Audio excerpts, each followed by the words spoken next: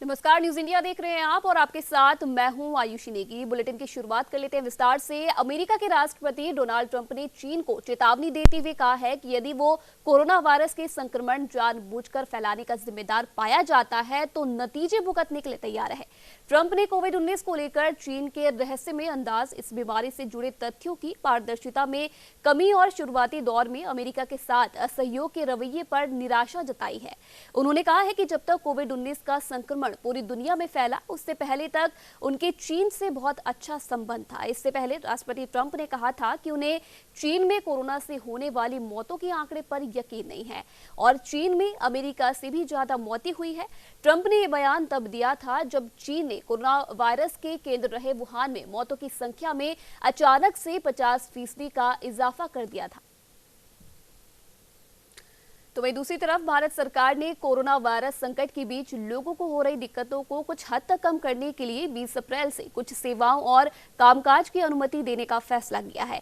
ये सेवाएं और गतिविधियां नॉन कोविड-19 एरियाज या कोरोना से कम प्रभावित क्षेत्रों में चालू होंगी। सरकार ने शनिवार को इन सेवाओं और गतिविधियों से जुड़ी एक नई लिस्ट जारी की थी। साथ ही कहा गया है कि कोरोना संक्रमित इलाकों में इस तरह की गतिविधियों की इजाजत नहीं होगी।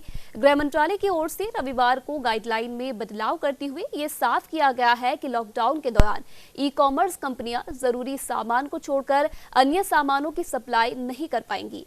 केंद्र सरकार द्वारा छूट दिए जाने वाली लिस्ट में आयुष समेत स्वास्थ्य सेवाएं, कृषि एवं बागवानी गतिविधियों, मछली पकड़ने, वृक्षारोपण गतिविधियों और पशुपालन को रखा गया है। इसके साथ ही अधिकतम 50% मजदूरों के साथ चाय, कॉफी और रबर बागान में काम किया जा सकेगा। सरकार ने राज्य और केंद्र शासित क्षेत्रों के दफ्तरों, कार्यस्थलों और कारखानों में मानक संचालन प्रक्रिया का पालन सुनिश्चित करने के निर्देश दिए हैं। तो वहीं शनिवार को ग्रुप ऑफ मिनिस्टर्स की हुई बैठक से मिल रही खबरों के मुताबिक लॉकडाउन का दूसरा फेज 3 मई को खत्म होने के बाद भी रेल और हवाई सेवाएं नहीं शुरू होने जा रही हैं। आपको बता दें कि शनिवार को केंद्रीय नागरिक उड्डयन मंत्री हरदीप सिंह पुरी ने भी कहा था कि अभी निजी विमानन कंपनियां हवाई यात्रा के टिकट ना बेचे। उनका ये बयान तब आया था जब कुछ विमानन कंपनियों द्वारा 4 मई के आगे के फ्लाइट टिकट की बुकिंग शुरू कर दी गई थी। शनिवार को रक्षा मंत्री राजनाथ सिंह के नेतृत्व में कोविड-19 के लिए बनी जीओएम की 5वीं बैठक में इन विषयों पर रिपोर्ट तैयार करके प्रधानमंत्री मोदी के पास भेजी गई है। सूत्रों के मुताबिक इसमें कहा गया है कि रेल और हवाई सेवाएं 3 मई के बाद शुरू नहीं होंगी।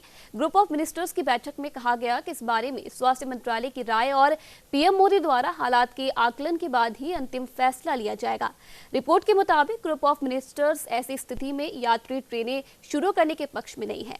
मंत्रियों का मानना है कि रेलगाड़ियों में सोशल डिस्टेंसिंग का कड़ाई से पालन संभव नहीं है। साथ ही सूत्रों के मुताबिक एयर इंडिया और प्राइवेट एयरलाइंस को 3 मई के बाद भी बुकिंग ना करने को कहा गया है।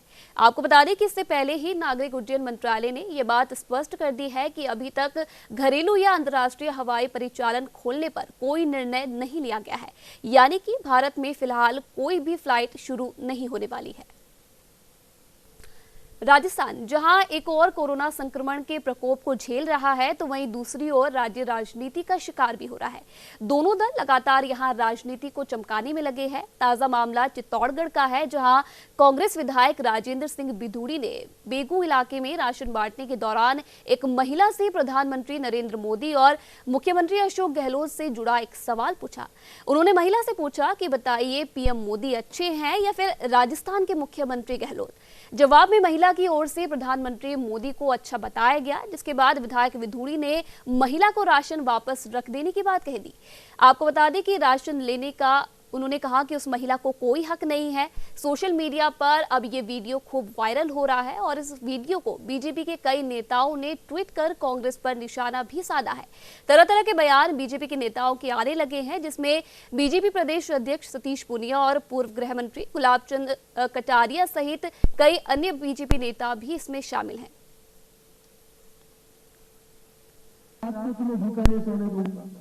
तो कौन आदमी अच्छा है?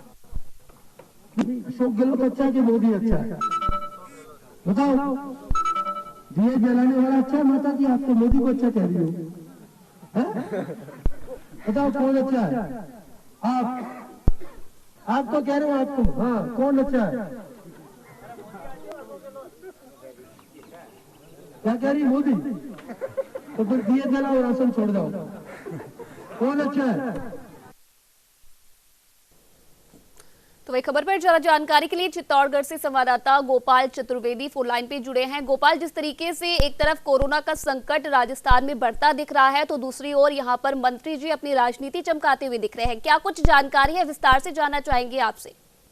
आयुष, बताना चाहूंगा यहाँ पर कि यह मामला दरअसल कल का है और जब बेगू विधायक राजेंद्र सिंह विदुड़ी उपखंड क्षेत्र के सोनियाना गांव में गए थे, तो वहां पर पहली बात तो उन्होंने लॉकडाउन का उल्लंघन किया, निषेधाज्ञा का उल्लंघन किया, इतने सारे लोगों को इकट्ठा करके ये राशन सामग्री वितरित कर रहे थे और जैसे ऐसा लग रहा था जैसे कोई आम सभा को संबोधित कर रहे हैं। और उसके बाद जो सवाल उन्होंने किया, जो लोगों को आश्चर्य लगा होगा कि मोदी वर्सेस गहलोत, उनमें से कौन बेटर है जी।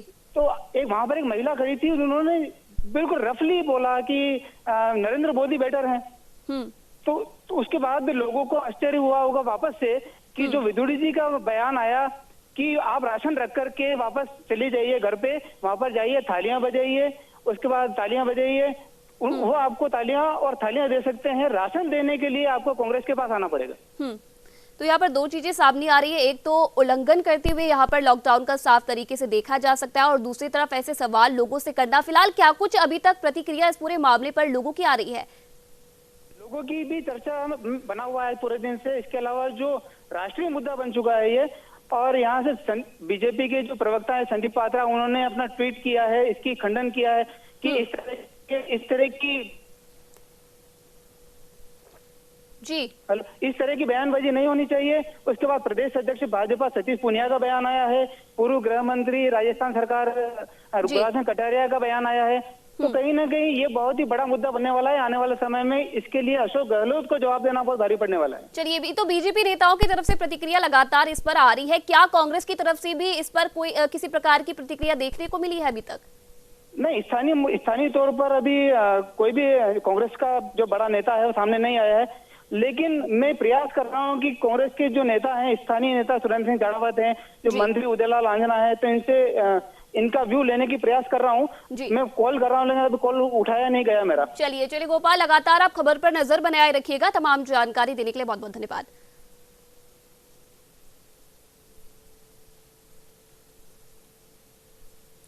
तो वही दिल्ली के मुख्यमंत्री अरविंद केजरीवाल ने रविवार को प्रेस कॉन्फ्रेंस कर कहा है कि दिल्ली में शनिवार को सामने आए कोरोना के 146 मामलों को देखते लगता है कि अब दिल्ली में कोरोना तेजी से फैलना शुरू हो गया है।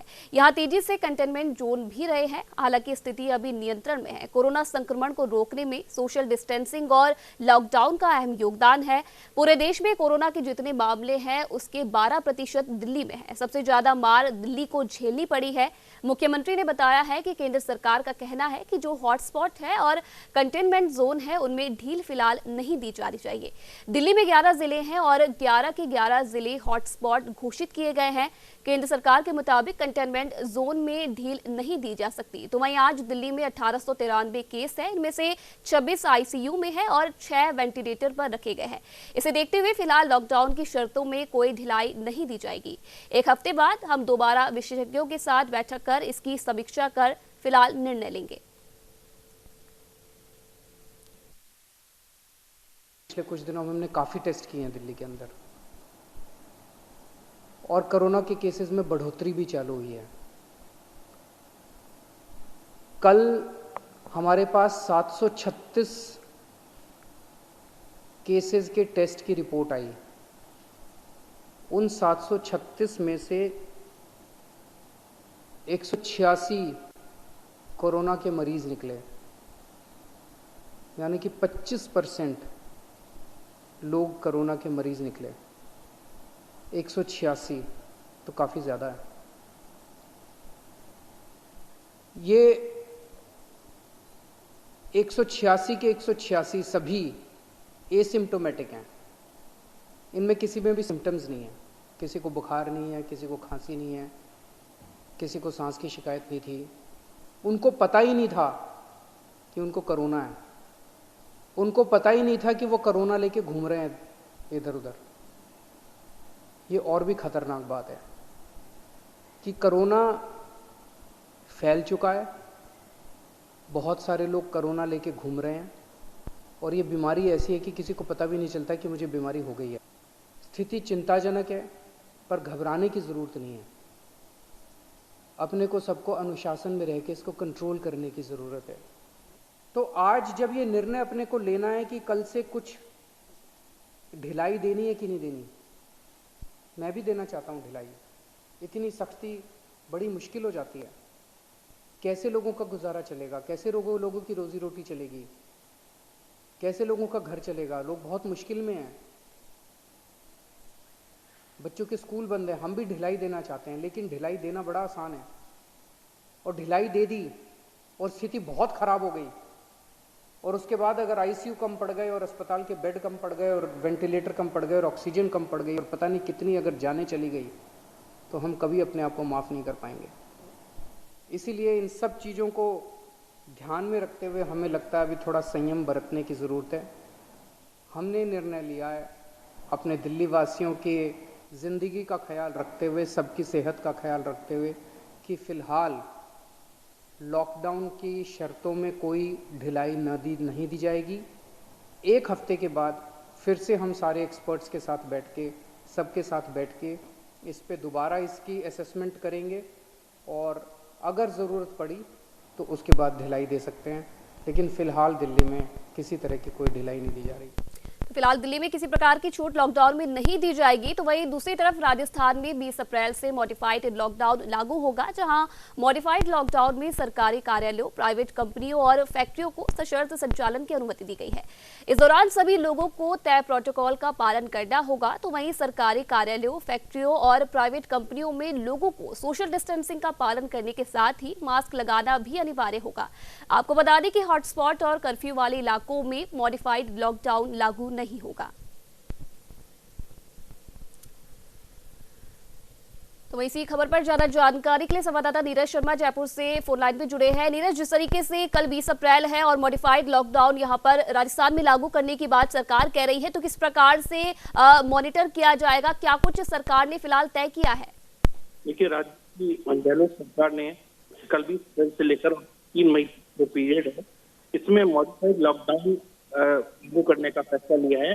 जो गतिविधियां है इन निर्देशों में जैसे छूट है हॉट के लिए कंट्रोल जोन और क्लस्टर जैसे कर्फ्यू वाले इलाकों में वहां लागू होगी। तो निर्माण की गतिविधियां जो है उसमें चिकित्सा स्वास्थ्य विभाग के बुनियादी ढांचे, नगरों में चालू निर्माण परियोजनाएं जहाँ पर श्रमिक रहते हैं, ग्रामीण क्षेत्रों में यानी कि नगर पालिका सीमाओं से बाहर सड़कों, सिंचाई परियोजनाओं, भवनों, किसी तरह की औद्योगिक परियोजनाओं, सूक्ष्म लघु और मध्यम उद्योगों सहित रिको और निजी औद्योगिक क्षेत्र में सभी प्रकार की परियोजनाओं को जो है छूट दी गई है। ये शर्तों के साथ है।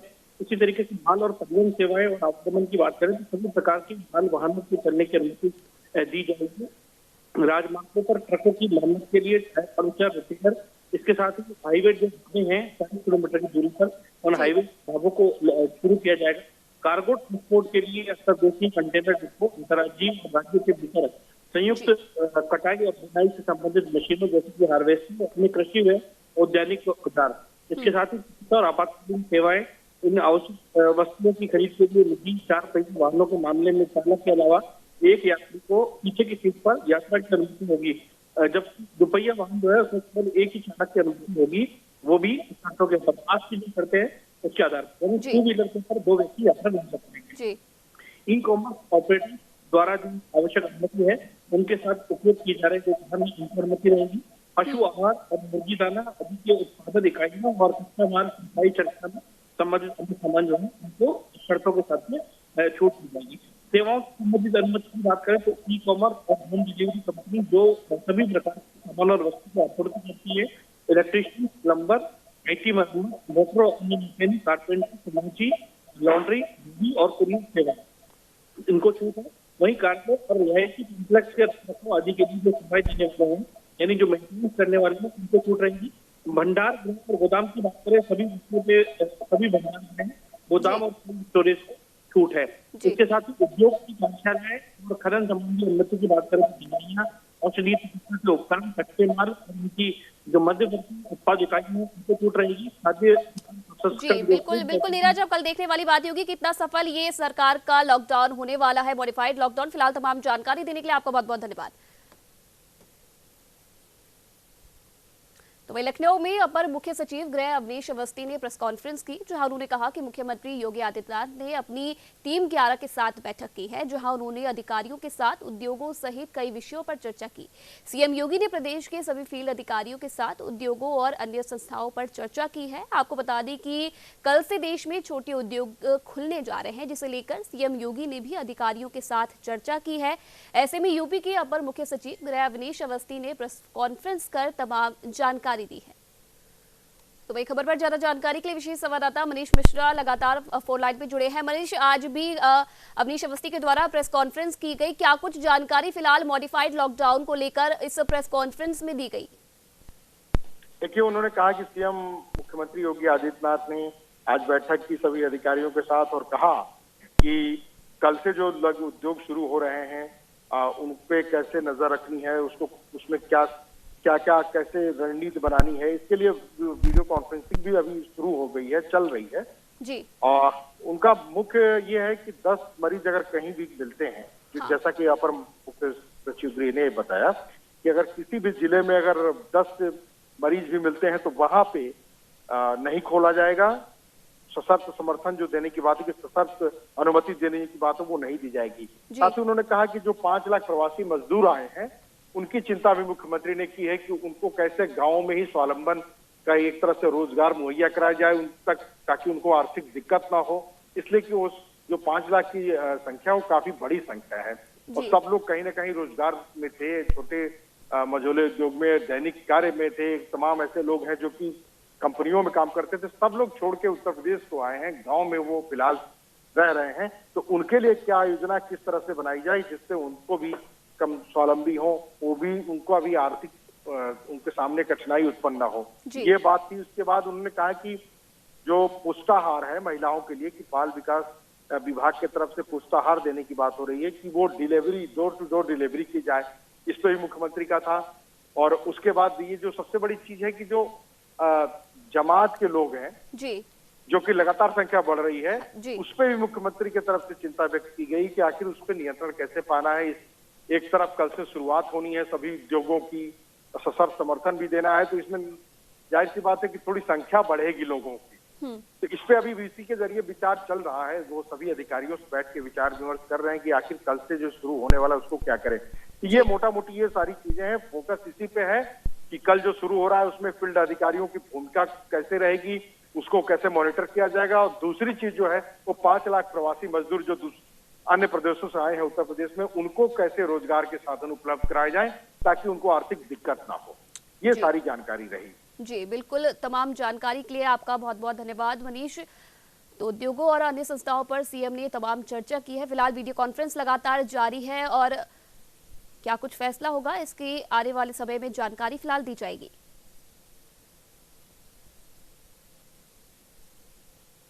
तो फिलहाल इस बुलेटिन में इतना ही। देश विदेश की तमाम खबरों के लिए आप देखते रहिए न्यूज़ इंडिया।